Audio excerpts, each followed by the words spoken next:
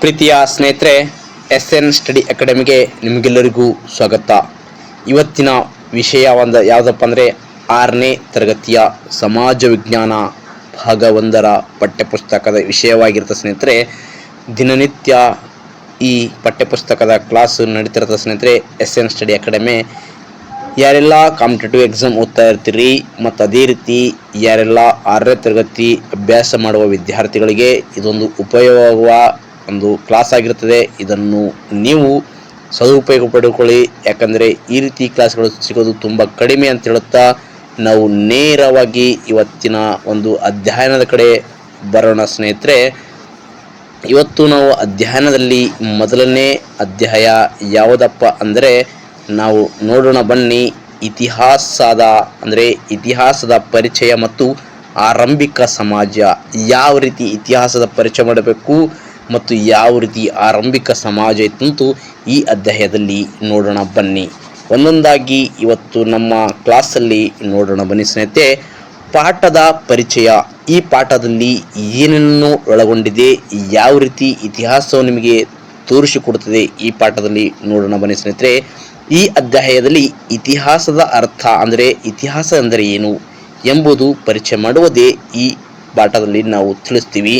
ಇತಿಹಾಸದ ಉಪಯೋಗಗಳು ಅಂದರೆ ಇತಿಹಾಸ ಯಾವ ರೀತಿ ನಿಮ್ಮ ಜೀವನದಲ್ಲಿ ಉಪಯೋಗ ಆಗುತ್ತದೆ, ಇತಿಹಾಸವನ್ನು ರಚಿಸಲು ಬಳಸಿಕೊಳ್ಳಲಾಗುವ ವಿವಿಧ ಆಧಾರಗಳ್ಯಾವು, ಅಂದರೆ ಇತಿಹಾಸವನ್ನು ನಾವು ಯಾವ ರೀತಿ ಯಾವುದರ ಮುಖಾಂತರ ಯಾವುದು ನಮಗೆ ಆಧಾರವಾಗಿ ಪಟ್ಟಿ ಮಾಡಲಾಗುತ್ತದೆ ಮತ್ತು ಇತಿಹಾಸದ ಕಾಲ ಅಂದರೆ ಇತಿಹಾಸ ಯಾವ ಕಾಲದ್ದು ಮತ್ತು ಯಾವ ಒಂದು ಪಾರಂಪರಿಕವಾಗಿರುತ್ತೆ ಮತ್ತು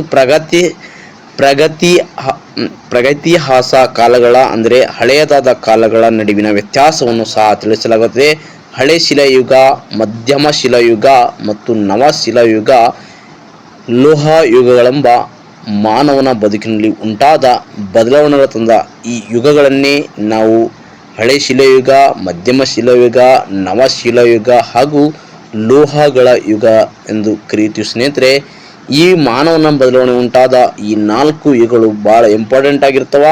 ಸಾಮರ್ಥ್ಯ ಅಂದರೆ ಇತಿಹಾಸದ ಪರಿಕಲ್ಪನೆ ಮೂಡಿಸುವುದು, ಇತಿಹಾಸದ ಮಹತ್ವವನ್ನು ನೀವು ಅರಿತುಕೊಳ್ಳುವುದು, ಇತಿಹಾಸದ ರಚನೆ ಮತ್ತು ಆಧಾರದ ಪಾತ್ರವನ್ನು ನೀವು ಈ ಅಧ್ಯಯನದಲ್ಲಿ ನೀವು ತಿಳ್ಕೊಳ್ಳುವುದು, ಇತಿಹಾಸದ ವರ್ಗೀಕರಣದಲ್ಲಿ ಅಕ್ಷರಗಳ ಪಾತ್ರವನ್ನು ಸಹ ನೀವು ಅರಿತುಕೊಳ್ಳುವುದು. ಸ್ನೇಹಿತರೆ, ಶಿಲಾಯುಗದ ಹಂತಗಳು ಮತ್ತು ಪ್ರಮುಖ ನೆಲೆಗಳು ಗುರುತಿಸುವುದು ಈ ಪಾಠದಲ್ಲಿ ನೀವು ತಿಳಿದುಕೊಳ್ಳುತ್ತೀರಿ. ಅದೇ ರೀತಿ ನಾಗರಿಕತೆಯ ಬೆಳವಣಿಗೆ, ಯಾವ ರೀತಿ ನಾಗರಿಕತೆ ಬೆಳೆಯಿತು ಮತ್ತು ಲೋಹಗಳ ಪಾತ್ರವೇನು ಎಂಬುದನ್ನು ಸಹ ಈ ಅಧ್ಯಯನದಲ್ಲಿ ಸವಿವರವಾಗಿ ನೀವು ನೋಡಬಹುದು. ಇತಿಹಾಸ ಎಂದರೇನು? ಈ ಹಿಂದೆ ನಡೆದು ಹೋದ ಅಂದರೆ ಈ ಹಿಂದೆ ನಿಮ್ಮ ಪೂರ್ವಜರ ಕಾಲದಲ್ಲಿ ನಡೆದು ಹೋದ ಸಂಗತಿಗಳನ್ನು ಕ್ರಮಬದ್ಧವಾಗಿ ಹೇಳುವುದೇ ಇತಿಹಾಸ. ನೋಡಿ ಸ್ನೇಹಿತರೆ, ಇತಿಹಾಸ ಎಂಬುದು ಸರಳವಾಗಿ ಹೇಳ್ತೀನಿ, ನಿಮ್ಮ ಪೂರ್ವಜರ ಕಾಲದಲ್ಲಿ ನಡೆದು ಹೋದ ಘಟನೆಗಳ ಬಗ್ಗೆ ಅಧ್ಯಯನ ಮಾಡುವುದೇ ಇತಿಹಾಸ. ಇದನ್ನು ಮನುಷ್ಯರು ನಡೆದು ಬಂದ ದಾರಿಯನ್ನೇ ಪರಿಚಯ ಮಾಡುವುದೇ ಇತಿಹಾಸ. ಆ ದಾರಿಯಲ್ಲಿ ಮಾನವರ ಸಫಲತೆ ಮತ್ತು ವಿಫಲತೆಗಳನ್ನು ವಿವರಿಸುವುದೇ ಇತಿಹಾಸ.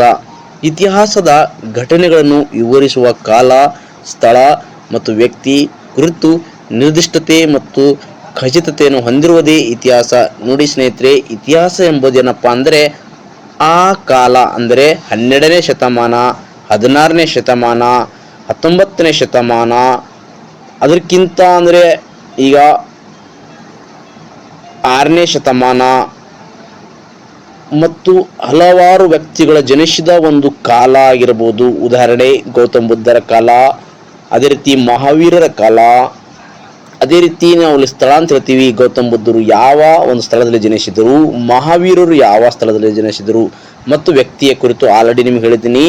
ಗೌತಮ ಬುದ್ಧ ಆಗಿರ್ಬೋದು, ಮಹಾವೀರವಾಗಿರಬಹುದು, ಇನ್ನು ಅಥವಾ ಅಲ್ಲುದ್ದೀನ್ ಖಿಲ್ಜಿ ಆಗಿರ್ಬೋದು ವ್ಯಕ್ತಿ ಅಂತ ಹೇಳಿದ್ರೆ ಸ್ನೇಹಿತರೆ. ಅದೇ ರೀತಿ ಬಾಬರ್ ಆಗಿರ್ಬೋದು, ಅಕ್ಬರ್ ಆಗಿರ್ಬೋದು, ಶಿವಾಜಿ ಆಗಿರ್ಬೋದು, ಅದೇ ರೀತಿ ಕನಕದಾಸರಾಗಿರ್ಬೋದು, ಪುರಂದರದಾಸರಾಗಿರ್ಬೋದು, ಇವರೆಲ್ಲ ಜನಿಸಿದ ಅವರ ಕಾಲ ಮತ್ತು ವ್ಯಕ್ತಿ, ಅವರ ನಿರ್ದಿಷ್ಟತೆ ಮತ್ತು ಖಚಿತತೆ ಹೊಂದಿರುವುದೇ ಇತಿಹಾಸ ಅಂತ ಹೇಳ್ತೀವಿ ಸ್ನೇಹಿತರೆ. ಅಂದರೆ ಆ ಘಟನೆ ಯಾವಾಗ, ಎಲ್ಲಿ ಮತ್ತು ಯಾರಿಂದ ನಡೆಯಿತು.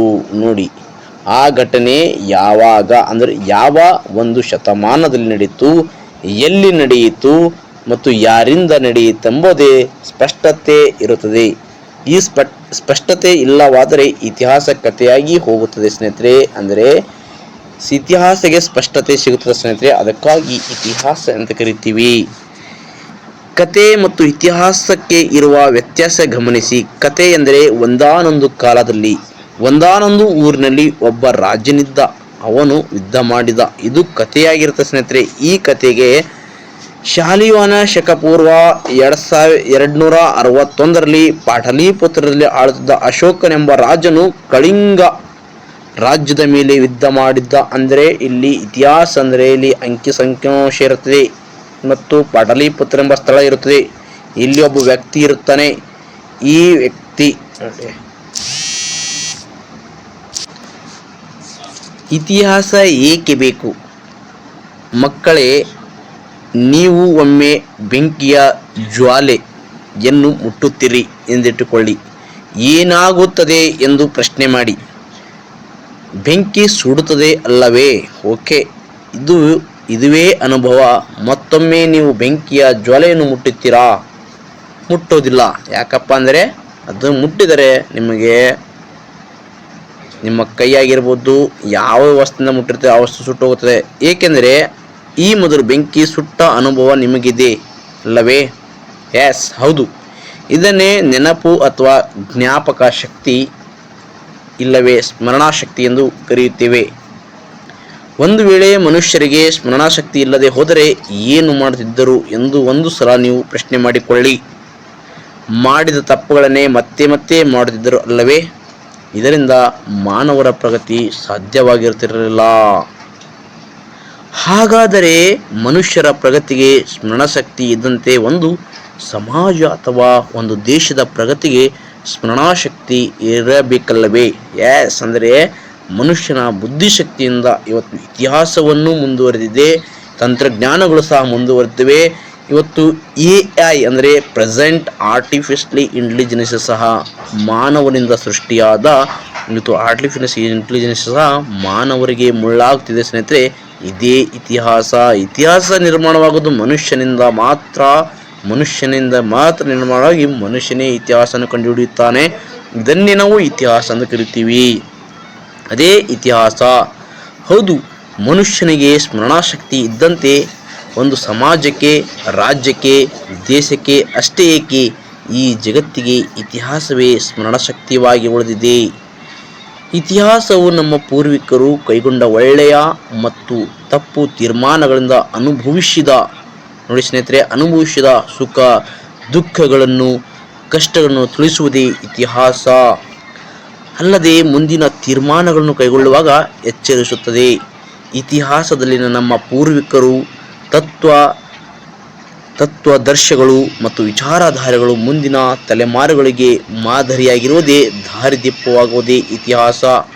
ಅವರ ಶೌರ್ಯ, ಪರಾಕ್ರಮ, ತ್ಯಾಗ, ಬಲಿದಾನಗಳ ನಂತರ ಪೀಳಿಗೆಗಳಿಗೆ ಅಂದರೆ ಮುಂದಿನ ಪೀಳಿಗೆಗೆ ಸ್ಫೂರ್ತಿಯಾಗುವುದೇ ಇತಿಹಾಸ. ನೋಡಿ ಸ್ನೇಹಿತರೆ, ಇವತ್ತು ನಾವು ಶಿವಾಜಿ ಮಹಾರಾಜರು ಯಾವ ರೀತಿ ಅವರ ಹತ್ರ ಶೌರ್ಯ ಇತ್ತು, ಅವರ ಹತ್ರ ಯಾವ ರೀತಿ ಧೈರ್ಯ ಇತ್ತು, ಮೊಘಲರ ವಿರುದ್ಧ ಯಾವ ರೀತಿ ಹೋರಾಡಿದ್ದಾರೆ ಅಂತ ನಿಮಗೆಲ್ಲ ಗೊತ್ತಿದೆ. ಮುಂದಿನ ದಿನಗಳಲ್ಲಿ ಅವರು ಸಹ ಆ ಪಾಠ ಸಹ ಡಿಸ್ಕಸ್ ಮಾಡೋಣ. ಅಂದರೆ ಮುಂದಿನ ಪೀಳಿಗೆಗಳಿಗೆ ಸ್ಫೂರ್ತಿಯಾಗುತ್ತವೆ. ಅಷ್ಟೇ ಅಲ್ಲದೆ ನಮ್ಮ ಸಂಸ್ಕೃತಿ ಪರಂಪರೆಯೂ ಸಹ ಪರಿಚಯಿಸುವ ಮೂಲಕ ಅಭಿಮಾನ ಮತ್ತು ಗೌರವವನ್ನು, ಇತಿಹಾಸವನ್ನು ಮೂಡಿಸುತ್ತದೆ. ಅಂದರೆ ಭಾರತದ ಸಂಸ್ಕೃತಿ ಯಾವ ರೀತಿ ಇದೆ ಮತ್ತು ಪರಂಪರೆ ಯಾವ ರೀತಿ ಇದೆ. ಅಂದರೆ ಪರಂಪರೆ ನೋಡಿ, ಸಂಸ್ಕೃತಿ ಅಂದರೆ ಹಲವಾರು, ಭಾರತ ದೇಶ ವೈವಿಧ್ಯಮಯವಾದ ಒಂದು ಸಂಸ್ಕೃತಿಯಿಂದ ಕೂಡಿದ ದೇಶವಾಗಿದೆ. ಮತ್ತು ಇತಿಹಾಸವು ಸಹ ವಿವಿಧ ಸಂಸ್ಕೃತಿಯನ್ನು ಒಳಗೊಂಡಿರುವುದೇ ಇತಿಹಾಸ ಸ್ನೇಹಿತರೆ. ಅದಕ್ಕಾಗಿ ಇತಿಹಾಸವನ್ನು ಹೇಗೆ ರಚಿಸಬೇಕು ಎಂಬುದನ್ನು ಮೊಟ್ಟ ಮೊದಲು ತೋರಿಸಿಕೊಟ್ಟವರು ಗ್ರೀಕ್ ದೇಶದ ಹೆರೋಡೋಟಸ್. ಈ ಹೆರೋಡೋಟಸ್ ಅವರನ್ನು ಏನಂತ ಕರಿತೀವಪ್ಪ ಅಂದರೆ ಇತಿಹಾಸದ ಪಿತಾಮಹ ಅಂತ ಕರಿತೀವಿ ಸ್ನೇಹಿತರೆ. ಇತಿಹಾಸದ ಪಿತಾಮಹ ಯಾರಪ್ಪ ಅಂದರೆ ಇವರು ಯಾವ ದೇಶದವರಪ್ಪ ಅಂದರೆ ಗ್ರೀಕ್ ದೇಶದ ಹೆರೋಡೋಟಸ್. ಆದ್ದರಿಂದ ಅವರನ್ನು ನಾವು ಏನಂತ ಕರಿತೀವಪ್ಪ ಅಂದರೆ ಇತಿಹಾಸದ ಪಿತಾಮಹ ಎಂದು ಕರಿತೀವಿ. ಇತಿಹಾಸವನ್ನು ನಾವು ಅಧ್ಯಯನ ಮಾಡುವಾಗ ಆಧಾರಗಳಿರ್ತವೆ ಸ್ನೇಹಿತರೆ. ಆ ಆಧಾರಗಳು ನೋಡೋಣ ಬನ್ನಿ. ಇತಿಹಾಸವನ್ನು ರಚಿಸುವವರನ್ನು ಇತಿಹಾಸಕಾರರು ಎನ್ನುತ್ತೇವೆ. ಅಂದರೆ ಯಾರು ಇತಿಹಾಸವನ್ನು ರಚನೆ ಮಾಡ್ತಾರ ಅವರು ಏನೆಂದು ಕರಿತೀವಪ್ಪ ಅಂದರೆ ಇತಿಹಾಸಕಾರರೆಂದು ಕರಿತೀವಿ. ಇವರು ಇತಿಹಾಸವನ್ನು ನಿರ್ದಿಷ್ಟವಾಗಿ ಮತ್ತು ಖಚಿತವಾಗಿ ಹೇಳಲು ಸಾಕ್ಷ್ಯಾಧಾರಗಳನ್ನು ಬಳಸಿಕೊಳ್ಳುತ್ತಾರೆ. ಅಂದರೆ ಒಂದು ಇತಿಹಾಸವನ್ನು ಅಂದರೆ ಇತಿಹಾಸಕಾರರು ಏನು ಮಾಡ್ತಾರಪ್ಪ ಅಂದರೆ ಇತಿಹಾಸವನ್ನು ಯಾವ ರೀತಿ ಇದೆ ಯಾವ ರೀತಿ ಇಲ್ಲ ಅಂದರೆ ಏನನ್ನು ಬಳಸ್ತಾರಪ್ಪ ಅಂದರೆ ಸಾಕ್ಷ್ಯಾಧಾರಗಳನ್ನು ಬಳಸುತ್ತಾರೆ. ಆದ್ದರಿಂದ ಆಧಾರವಿಲ್ಲದೆ ಇತಿಹಾಸವಿಲ್ಲ, ಅಂದರೆ ಸಾಕ್ಷಿಗಳಿಲ್ಲದೆ ಇತಿಹಾಸವಿಲ್ಲ ಎಂದು ಸ್ಪಷ್ಟವಾಗಿ ಹೇಳಲಾಗುತ್ತದೆ. ಇತಿಹಾಸದ ಆಧಾರಗಳಲ್ಲಿ ಪ್ರಮುಖವಾಗಿ 2 ಭಾಗಗಳು ಕಂಡುಬರುತ್ತವೆ ಸ್ನೇಹಿತರೆ. ಒಂದು ಸಾಹಿತ್ಯದ ಆಧಾರ ಮತ್ತು ಇನ್ನೊಂದು ಪುರಾತತ್ವ ಆಧಾರಗಳು. ಈ ಸಾಹಿತ್ಯದ ಆಧಾರಗಳನ್ನು ನೋಡುತ್ತಾ ಹೋದರೆ ನಾವು ಇತಿಹಾಸದ ಹಿನ್ನೆಲೆಯಲ್ಲಿ ಸಾಹಿತ್ಯ ಎಂದರೆ ಬರವಣಿಗೆ ಅಥವಾ ಬಾಯಿಯಿಂದ ಬಾಯಿಗೆ ಹರಿದು ಬಂದಿರುವ ಸಂಗತಿಗಳಾಗಿವೆ ಸ್ನೇಹಿತರೆ. ಇವುಗಳಲ್ಲಿ 2 ವಿಧ, ಒಂದು ಲಿಖಿತ ಸಾಹಿತ್ಯ, ಇನ್ನೊಂದು ಮೌಖಿಕ ಸಾಹಿತ್ಯ ಅಂತ ಕರಿತೀವಿ ಸ್ನೇಹಿತರೆ. ಲಿಖಿತ ಸಾಹಿತ್ಯವನ್ನು ದೇಶೀಯ ಸಾಹಿತ್ಯ ಮತ್ತು ವಿದೇಶಿ ಸಾಹಿತ್ಯಗಳಲ್ಲಿ 2 ವಿಂಗಡ ಮಾಡ್ತೀವಿ. ಅಂದರೆ ದೇಶೀಯ ಸಾಹಿತ್ಯ ಅಂದರೆ ನಮ್ಮ ದೇಶದ ಸಾಹಿತ್ಯ, ಇನ್ನೊಂದು ಅಂದರೆ ವಿದೇಶೀಯ ಸಾಹಿತ್ಯ ಅಂದರೆ ವಿದೇಶಿಯರು ನಮ್ಮ ದೇಶಕ್ಕೆ ಬಂದು ಇಲ್ಲಿ ಅವರು ಇತಿಹಾಸವನ್ನು ಅಂದರೆ ಆ ರಾಜ್ಯದ ಕಾಲದಲ್ಲಿ ಏನಾಯಿತು ಅಂತ ಆ ಇತಿಹಾಸಕರು ಬರೆದಿರುತ್ತಾರೆ ಸ್ನೇಹಿತರೆ. ಅದು ಸವಿವರವಾಗಿ ನೋಡೋಣ ಬನ್ನಿ.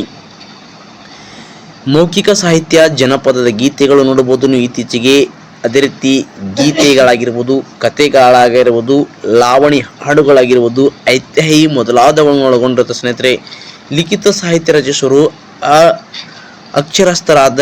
ಅಕ್ಷರಸ್ಥರಾದರೆ ಮೌಖಿಕ ಸಾಹಿತ್ಯ ರಚಿಸುವರು ಅನಕ್ಷರಸ್ಥರು ಕಟ್ಟು ಹಾಡಿದ ಜನಪದ ಗೀತೆಗಳಾಗಿರ್ಬೋದು, ಲಾವಣಿ ಹಾಡುಗಳಾಗಿರ್ಬೋದು, ಇನ್ನು ಮುಂತಾದ ರೀತಿಯ ಅವರ ಒಂದು ಕಲೆ ಶೈಲಿಗಳಲ್ಲಿ ಅನಕ್ಷರಸ್ಥರು ಬರೆದಿರ್ತಾರೆ ಸ್ನೇಹಿತರೆ. ಪುರಾತತ್ವದ ಆಧಾರಗಳು ಅಂದರೆ ಹಿಂದಿನ ಮಾನವರು ನಿರ್ಮಿಸಿದ ಮತ್ತು ಬಳಸಿದ ಭೌತಿಕ ವಸ್ತುಗಳ ಅವಶೇಷಗಳ ಪುರಾತತ್ವ ಆಧಾರಗಳು ಮತ್ತು ಭೂಮಿಯ ಒಳಗೆ ಹುದುಗಿ ಹೋಗಿರುವ ಅವಶೇಷಗಳು ಉತ್ಖನನದ ಮೂಲಕ ಹೊರತೆಗೆಯಲಾಗುವುದು. ಪುರಾತತ್ವ ಆಧಾರಗಳ ವ್ಯಾಪ್ತಿಗೆ ಮಡಕೆ ಚೂರುಗಳು, ನಾಣ್ಯಗಳು, ಶಾಸನಗಳು, ಸ್ಮಾರಕಗಳು ಮತ್ತಿತರ ಅವಶೇಷಗಳ ಮೂಲಕ ಇವು ಪುರಾತತ್ವ ಆಧಾರಗಳಾಗಿವೆ ಸ್ನೇಹಿತರೆ. ನೀವು ನೋಡಬಹುದು ಇತ್ತೀಚೆಗೆ ಕರ್ನಾಟಕ ರಾಜ್ಯದಲ್ಲಿ ಲಕ್ಕುಂಡಿ ಎಂಬ ಗ್ರಾಮವು ಅಂದರೆ ಚಾಲುಕ್ಯರ ಒಂದು ಕಾಲದಲ್ಲಿರುವ ಅವಶೇಷಗಳು ಪತ್ತೆಗಳಾಗಿದ್ದವು. ಈ ಗ್ರಾಮವು ಇಡೀ ಕರ್ನಾಟಕ ರಾಜ್ಯದಲ್ಲಿ ಸುದ್ದಿಯಲ್ಲಿತ್ತು ಸ್ನೇಹಿತರೆ. ಇದೇ ನಾವು ಇತಿಹಾಸ ಅಂತ ಕರಿತೀವಿ. ಆವಾಗ ಪುರಾತತ್ವ ಇಲಾಖೆಯಲ್ಲಿ ಏನು ಮಾಡ್ತಾರಪ್ಪ ಅಂದರೆ ಆ ಗ್ರಾಮಕ್ಕೆ ಭೇಟಿ ಕೊಟ್ಟು ಇದು ಯಾವ ಯುಗಕ್ಕೆ ಸೇರಿದೆ ಮತ್ತು ಯಾವ ರಾಜ್ಯ ಮನೆತನಕ್ಕೆ ಸೇರಿದೆ ಅಂತ ಹೇಳುವುದೇ ಸವಿವರವಾಗಿ ಹೇಳುವುದೇ ಇತಿಹಾಸ ಅಂತ ಹೇಳ್ತೀವಿ ಸ್ನೇಹಿತರೆ. ಅದಕ್ಕಾಗಿ ನಾವು ಇತಿಹಾಸ ಆಧಾರ ಅಥವಾ ಪುರಾತತ್ವಗಳ ಮೇಲೆ ನಾವು ಇತಿಹಾಸವನ್ನು ಕಾಣುತ್ತೀವಿ ಸ್ನೇಹಿತರೆ.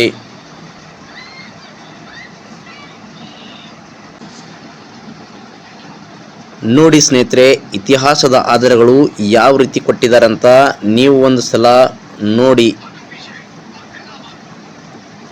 ಇಲ್ಲಿ ಇತಿಹಾಸದ ಆಧಾರಗಳು, ಸಾಹಿತ್ಯದ ಆಧಾರಗಳು, ಪುರಾತತ್ವ ಆಧಾರಗಳು, ಲಿಖಿತ ಸಾಹಿತ್ಯ, ಮೌಖಿಕ ಸಾಹಿತ್ಯ ಕೊಟ್ಟಿದ್ದಾರೆ.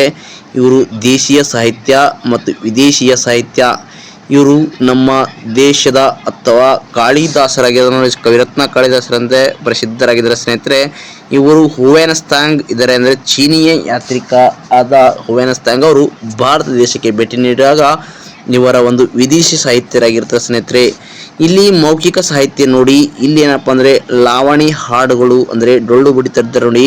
ಅದೇ ರೀತಿ ಜನಪದ ಕಥೆಗಳು ಹೇಳುತ್ತಿದ್ದಾರೆ. ಅದೇ ರೀತಿ ವಿಶೇಷ ಮತ್ತು ಐತಿಹ್ಯ ಕಾಳೆಗಳಾಗಿವೆ ಸ್ನೇಹಿತರೆ. ಅದೇ ರೀತಿ ಪುರಾತತ್ವ ಆಧಾರಗಳಂದರೆ ಇಲ್ಲಿ ಸ್ಮಾರಕ ನೋಡಬಹುದು. ಉದಾಹರಣೆ ನಾನು ನಿಮ್ಗೆ ಹೇಳಿದ್ದೀನಿ, ಲಕ್ಕುಂಡಿ ಆಗಿರ್ಬೋದು, ಅದೇ ರೀತಿ ತಾಜ್ಮಹಲ್ ಆಗಿರ್ಬೋದು, ಬಿಜಾಪುರದ ಗುಲ್ಗುಮ್ಮಟಗಳಾಗಿರ್ಬೋದು, ಇವೆಲ್ಲ ಸ್ಮಾರಕಗಳಾಗಿ ಸ್ನೇಹಿತರೆ. ಇದೇ ರೀತಿ ನಾಣ್ಯಗಳು ಅಂದರೆ ಯಾರ ರಾಜ್ಯದಲ್ಲಿ ಯಾವ ರಾಜ್ಯರ ಕಾಲದಲ್ಲಿ ಯಾವ ರೀತಿ ನಾಣ್ಯಗಳು ಬಳಸಿದರು, ಆ ನಾಣ್ಯಗಳ ಪತ್ತೆ ಹಚ್ಚಿದಾಗ ಈ ನಾಣ್ಯ ಯಾವ ರಾಜ್ಯದ ಅಂಶಕ್ಕೆ ಸೇರಿದ್ದ ಎಂದು ಹೇಳುವುದೇ ಇತಿಹಾಸ ಸ್ನೇಹಿತರೆ. ಮತ್ತು ಶಾಸನಗಳು ನಾವು ಆಲ್ರೆಡಿ ಹೇಳ್ತೀವಿ, ಚಂದ್ರವಳ್ಳಿ ಶಾಸನ ಆಗಿರ್ಬೋದು ಮತ್ತು ಹಲ್ಮಿಡಿ ಶಾಸನ ಆಗಿರ್ಬೋದು, ಇನ್ನು ಮುಂತಾದ ಶಾಸನಗಳ ಮುಖಾಂತರ ನಾವು ಇತಿಹಾಸವನ್ನು ಆಧಾರವಾಗಿ ಬಳಸಿಕೊಳ್ತೇವೆ ಸ್ನೇಹಿತರೆ. ಇತರ ಅವಶೇಷಗಳು ಮತ್ತು ಯಾವುದೇ ರೀತಿಯ ಅವಶೇಷ ದೊರಕಿದಾಗ ಆ ಅವಶೇಷ ಯಾವ ರಾಜ್ಯ ಮನೆತನಕ್ಕೆ ಸೇರಿದೆ ಎಂದು ನಾವು ಪತ್ತೆ ಹಚ್ಚುವುದೇ ಇತಿಹಾಸದಲ್ಲಿ ಕಾಲಗಣನೆಗೆ ಸಾಮಾನ್ಯ ಶಕ ವರ್ಷ ಅಂತ ಕರಿತೀವಿ ಸ್ನೇಹಿತರೆ. ಕಾಲಗಣನೆಯನ್ನು ಮಹತ್ವಪೂರ್ವವಾದ ದಿನದಿಂದ ಆರಂಭಿಸಲಾಗುತ್ತದೆ. ಅಂತಹ ಕಾಲಗಣನೆಯನ್ನು ಶಕೆ ಎನ್ನುತ್ತೀವಿ ಅಥವಾ ಶಕ ಎಂದು ಕರೆಯುತ್ತೀವಿ ಸ್ನೇಹಿತರೆ. ಶಾಲಿವನ್ನ ಶಕೆ ಯೇಸು ಕ್ರಿಸ್ತರು ಬದುಕಿದ್ದ ಕಾಲಾವಧಿಯಲ್ಲಿ ನಿರ್ದಿಷ್ಟ ವರ್ಷದಿಂದ ಪ್ರಾರಂಭವಾಗುವುದೇ ಈ ಶಕೆ ವರ್ಷ ಅಂತ ಕರಿತೀವಿ ಸ್ನೇಹಿತರೆ. ವಿಜಯನಗರ ಸಾಮ್ರಾಜ್ಯವು ಶಾಲಿವನ್ನ ಶಕೆ ವಿಜಯನಗರ ಸಾಮ್ರಾಜ್ಯ 1336ರಲ್ಲಿ ಸ್ಥಾಪನೆಗೊಂಡಿತ್ತು ಎಂದು ಹೇಳಲಾಗಿದೆ ಸ್ನೇಹಿತರೆ. ಎಂದರೆ ಸ್ಥಾಪನೆಯಾಗಿ ಯೇಸುವಿನ ವರ್ಷದ 1336 ವರ್ಷಗಳು ಕಳೆದಿವೆ ಎಂದು ಅರ್ಥ. ಕಾಲಗಳನ್ನು ಇನ್ನಿತರ ಶಕೆಗಳಲ್ಲೂ ಸಹ ನಾವು ನೋಡಬಹುದು. ಶಾಲಿವಾಹನ ಅಂತ ಕರಿತೀವಿ, ಗುಪ್ತ, ವಿಕ್ರಮ, ಹಿಜರಾ ಇನ್ನು ಮುಂತಾದ ಶಕೆಗಳನ್ನು ನಾವು ಕರಿತೀವಿ ಸ್ನೇಹಿತರೆ. ಶಾಲಿವಾಹನ ಶಕೆ, ಗುಪ್ತ ಶಕೆ, ವಿಕ್ರಮ ಶಕೆ ಮತ್ತು ಹಿಜರಾ ಶಕೆ ಎಂದು ಸಹ ಸಾಮಾನ್ಯವಾಗಿ ನಾವು ಈಗ ಇತಿಹಾಸ ನಿರೂಪಣೆಯಲ್ಲಿ ಸಾಮಾನ್ಯ ಶಕೆ ಎಂಬುದು ರೂಢಿಯಲ್ಲಿ ಕಂಡುಬರುತ್ತದೆ ಸ್ನೇಹಿತರೆ. ಒಂದು ಶತಮಾನವೆಂದರೆ 100 ವರ್ಷಗಳು. ಒಂದು ಶತಮಾನಪ್ಪ 100 ವರ್ಷಗಳಿಗೆ ನಾವು ಒಂದು ಶತಮಾನ ಕರಿತೀವಿ. ನಾವು ಸಾಮಾನ್ಯ ಶಕೆ ಸಾಮಾನ್ಯ ಶಕ 21ನೇ ಶತಮಾನದವರಾಗಿದ್ದೇವೆ. ನಾವು 21ನೇ ಶತಮಾನದಲ್ಲಿ ಜೀವಿಸುತ್ತಿದ್ದೀವಿ ಸ್ನೇಹಿತರೆ. 2001ರಿಂದ 2100 ವರ್ಷವರೆಗೂ 21ನೇ ಶತಮಾನವಾಗಿರುತ್ತೆ ಸ್ನೇಹಿತರೆ. ಇಲ್ಲಿ ನೋಡಬಹುದು, ಯೇಸುವಿನ ಬದುಕಿನ ಕಾಲಾವಧಿ ನಿರ್ದಿಷ್ಟ ವರ್ಷ ಅಂತ ಹೇಳ್ತೀವಿ. ಸಾಮಾನ್ಯ ಶಕ ಪೂರ್ವ 3ನೇ ಶತಮಾನದ 2ನೇ ಶತಮಾನ 1ನೇ ಶತಮಾನದ 1ನೇ ಶತಮಾನವಾಗಿದೆ ಸ್ನೇಹಿತರೆ. ಇದೇ ರೀತಿ ಇಸ್ವಿಗಳು ಮಾನವನ ಪ್ರಗತಿಯನ್ನು ಅರ್ಥ ಮಾಡಿಕೊಳ್ಳಲು ಸಹಾಯ ಮಾಡುತ್ತವೆ. ಯಾವ ರೀತಿ ಮಾನವನ ಬೆಳವಣಿಗೆ ಆಯಿತು, ಯಾವ್ಯಾವ ಶತಮಾನದಲ್ಲಿ ಮಾನವ ಹೇಗಿದ್ದ ಎಂಬ ತಿಳಿಸುವುದೇ ಈ ಕಾಲಗಣನೆಯ ಪ್ರಮುಖ ಘಟ್ಟಗಳಾಗಿವೆ ಸ್ನೇಹಿತರೆ. ಘಟನೆಗಳನ್ನು ನಡೆದ ಕಾಲಾನುಕ್ರಮ ತಿಳಿಸುವುದೇ ಇತಿಹಾಸ ಅಥವಾ ಇಸ್ವಿಗಳನ್ನು ಸೂಚಿಸುವ ಉದ್ದೇಶವಾಗಿದೆ. ಇಸ್ವಿಗಳನ್ನು ಕಂಠಪಾಠ ಮಾಡೋದಕ್ಕಾಗಿ ಮಾತ್ರವೇ ಹೇಳಲಾಗಿಲ್ಲ ಅಂತ ಹೇಳ್ತೀವಿ ಸ್ನೇಹಿತರೆ. ಆರಂಭಿಕ ಸಮಾಜ ಇತಿಹಾಸದಲ್ಲಿ ಆರಂಭಿಕ ಸಮಾಜ ಅಂತ ಹೇಳ್ತೀವಿ. ಸಾಮಾನ್ಯವಾಗಿ ಇತಿಹಾಸವನ್ನು 3 ಪ್ರಧಾನ ಕಾಲಗಳಾಗಿ ನಾವು ವರ್ಗಾವಣೆ ಮಾಡುತ್ತೇವೆ ಸ್ನೇಹಿತರೆ. 1ನೇದು ಪ್ರಾಗೈತಿಹಾಸಿಕ ಕಾಲ ಎಂದು ಕರಿತೀವಿ, 2ನೇದು ಪೂರ್ವಭಾವಿ ಇತಿಹಾಸ ಕಾಲ, 3ನೇದು ಇತಿಹಾಸ ಕಾಲ ಎಂದು ನಾವು ವಿಂಗಡಣೆ ಮಾಡಿ ಹೇಳ್ತೀವಿ ಸ್ನೇಹಿತರೆ. ಮಾನವರ ಇತಿಹಾಸದಲ್ಲಿ ಪ್ರಾಗೈತಿಹಾಸ ಕಾಲವೇ 99.9% ಕಾಲಾವಧಿಯನ್ನು ಒಳಗೊಂಡಿರುತ್ತೆ ಸ್ನೇಹಿತರೆ. ಆದರೆ ಆ ಕಾಲದಲ್ಲಿ ಕುರಿತು ಅಧ್ಯಯನ ಮಾಡಲು ಇರುವ ಆಧಾರಗಳು ಬಹಳ ಕಡಿಮೆಯಾಗಿರುತ್ತವೆ. ಆದ್ದರಿಂದ ಇತಿಹಾಸದಲ್ಲಿ ಪ್ರಾಗೈತಿಹಾಸಿಕ ಕೊಟ್ಟಿರುವ ಸ್ಥಳಾವಕಾಶವು ಕಡಿಮೆಯಾಗಿದೆ ಸ್ನೇಹಿತರೆ. ಮೇಲಿನ 3 ಕಾಲಗಳನ್ನು ವರ್ಗೀಕರಿಸಲು ಬಳಸುವ ಮಾನದಂಡವೇ ಅಕ್ಷರ ಜ್ಞಾನವಾಗಿದೆ ಅಂತ ಹೇಳಬಹುದು. ಅಕ್ಷರ ಪರಿಚಯವೇ ಇಲ್ಲದ ಕಾಲಘಟ್ಟವನ್ನೇ ನಾವು ಪ್ರಾಗೈತಿಹಾಸಿಕ ಕಾಲ ಎಂದು ಕರೆಯಲಾಗುತ್ತವೆ. ಉದಾಹರಣೆಗೆ ಶಿಲೆಗಳ ಮುಖಾಂತರ ನಾವು ನೋಡಿರ್ತೀವಿ ಸ್ನೇಹಿತರೆ.